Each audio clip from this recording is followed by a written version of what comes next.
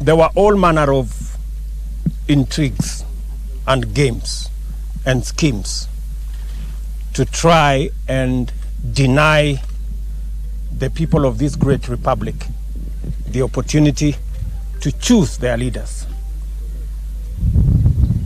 A lot of anxiety has gone into the few days as to whether this repeat presidential election was going to happen or not.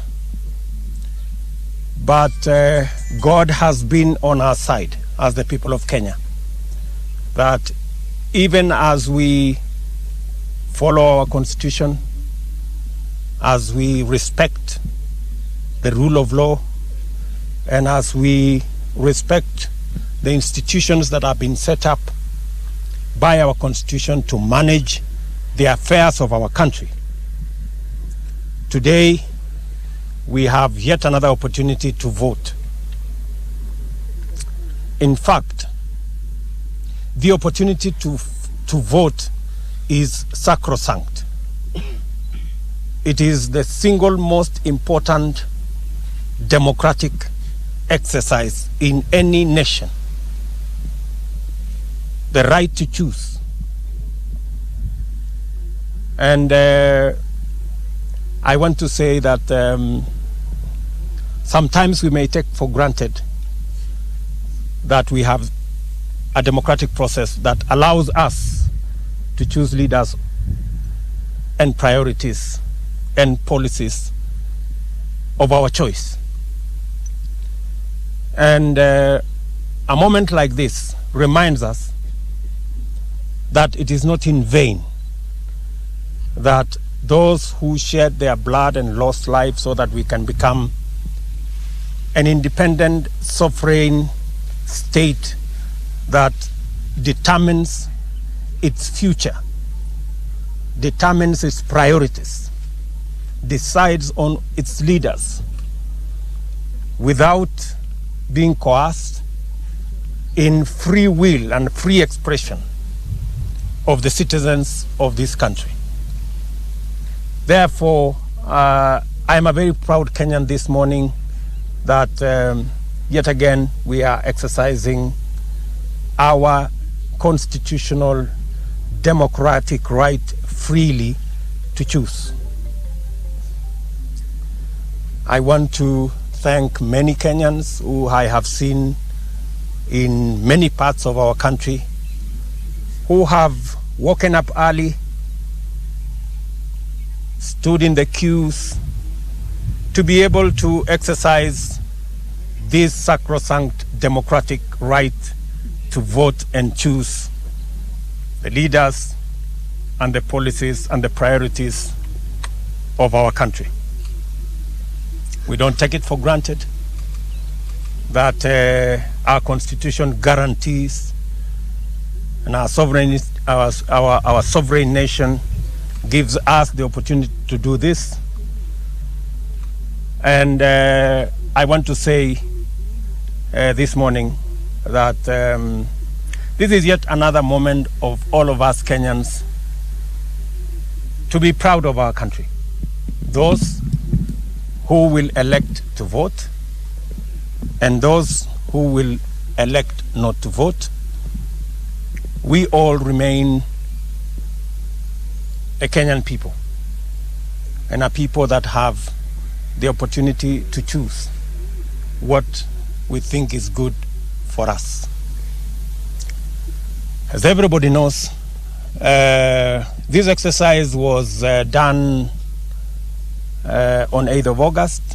All the officials, 6 elections were undertaken on the 8th of August.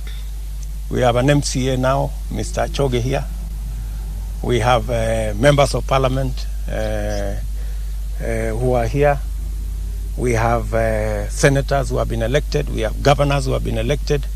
And all these officials, women reps, all these officials have been sworn into office and they are performing their constitutional responsibilities and executing their mandate as is provided for by our constitution.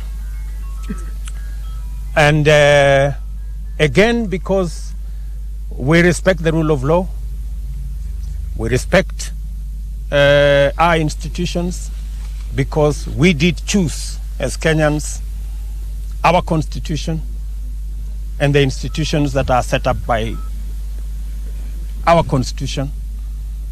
And because it is our choice, we must be responsible enough to respect the decisions those institutions make. And that is why,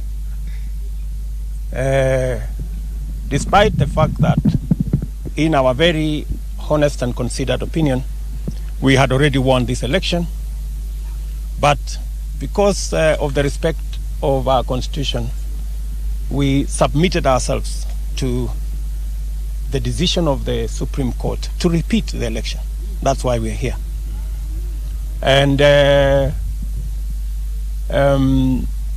it helps to demonstrate that Kenya progressively is becoming a modern democratic state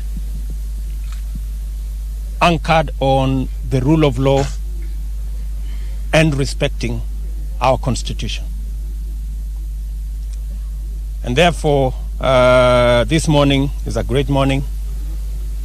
It's however unfortunate that some of our compatriots elsewhere in sections of our country may not have the freedom to choose their leaders or to vote this morning because of the will of others who do not wish their supporters to vote.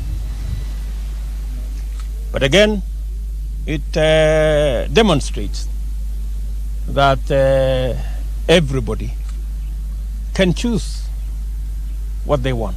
And that is the essence of democracy, that you can choose to participate, you can choose not to participate, you can choose to think for yourself, you can also choose to allow somebody else to help you think. So that is a choice that we make as a people. That's the choice we make as a nation. And it's all democratic. What we ask, or what I ask this morning of every Kenyan, is whether we are voting or not voting, let us respect the right of others. If you're voting, respect the right of those who don't wish to vote. And if you are not voting, respect the right of those who wish to vote. It is how we are going to live as a nation. Again, let me congratulate all those who have turned up from my village here in Kosache and Sugoi to vote. As I have said, we are a very democratic, open society. My member of parliament here, Janet, I didn't vote for her, but she's my member of parliament. Yeah, she's an independent candidate and she won.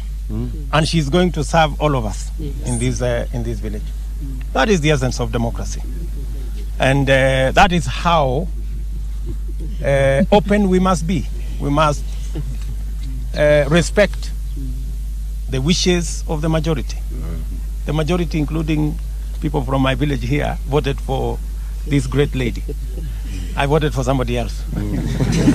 But now, when we have issues in this village, I was explaining to her here, we have a school, part of a school there, which I started as a member of parliament. She needs to come and complete, and she has agreed that she will come and do it. That's the essence of democracy.